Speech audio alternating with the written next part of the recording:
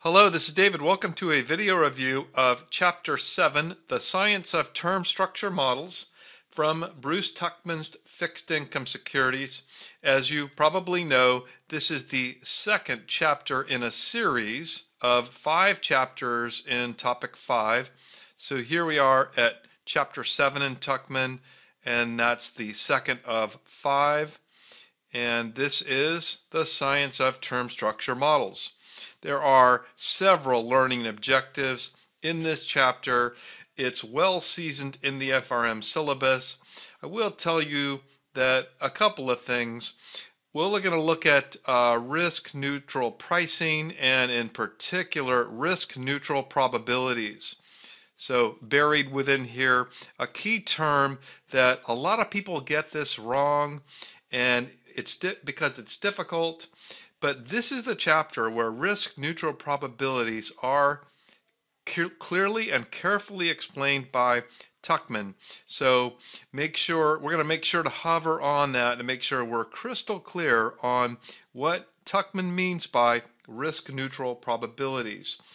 Otherwise, a lot of this is going to be using the term structure to price the fixed income security, and it's going to remind us of the binomial tree that was used in John Hall to price options for equity options.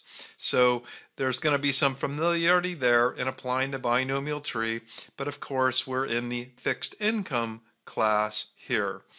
And then we'll finish here with some qualitative concepts, advantages and disadvantages, and why we don't use the Black-Scholes-Merton model to price a fixed income security or a derivative on a fixed income security. So the first learning objective is calculate the expected discounted value of a zero coupon security using a binomial tree.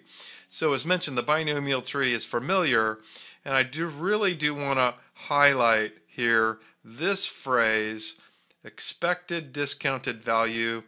Of course, we're familiar with discounted values, very core financial concept, but this expected discounted value I'm highlighting because it is going to be used specifically in the definition of risk-neutral probabilities.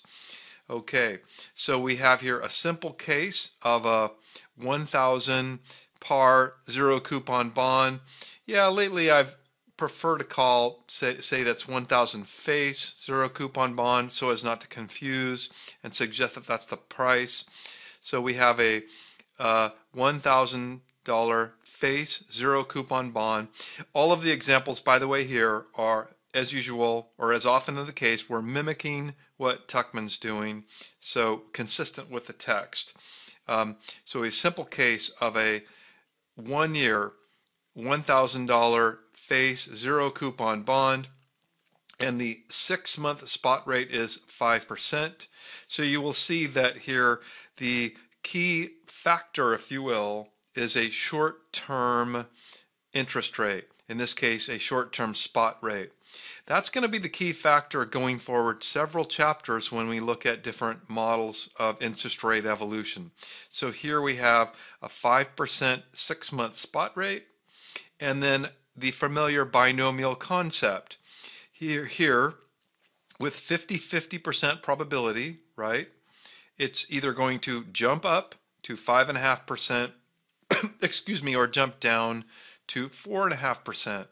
So that's the binomial model that we saw with John Hall in pricing equity options, although in that case, the binomial was characterizing the evolution of an asset price or a stock price. In this case, it's the short-term interest rate, right? It's oftentimes denoted by R. And in this case, it's a 0.5. I didn't do that very well. Put that back here. It's the factor is a 6-month rate that jumps up and down.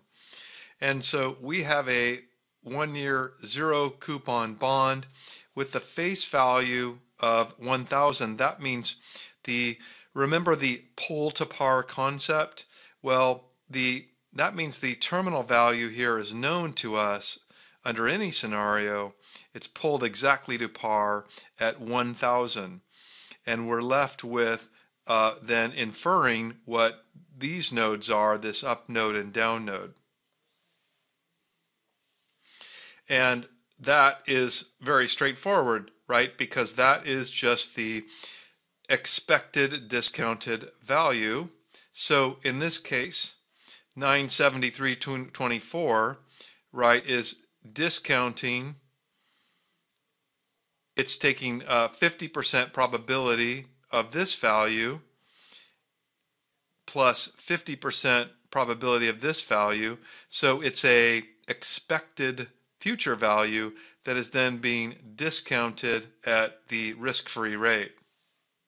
In this case, up here, the discount is 5.5%, right?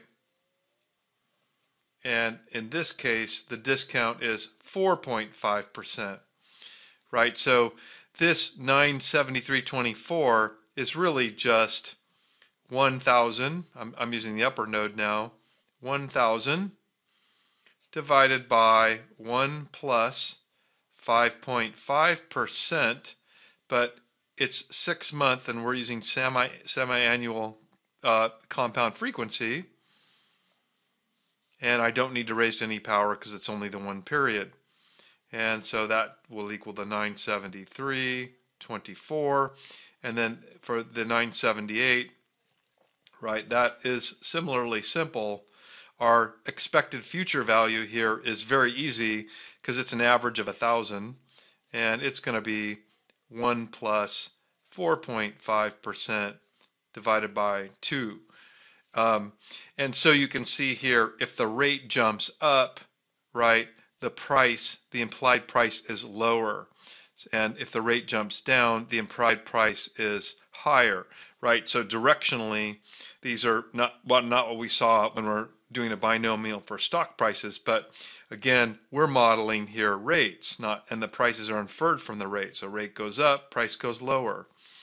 And then finally, this 951 itself is discounted, is the expected future value, which is the weighted average of these two at 50/50, discounted by the 5%, right, per our current 6 month, our starting or initial short-term rate.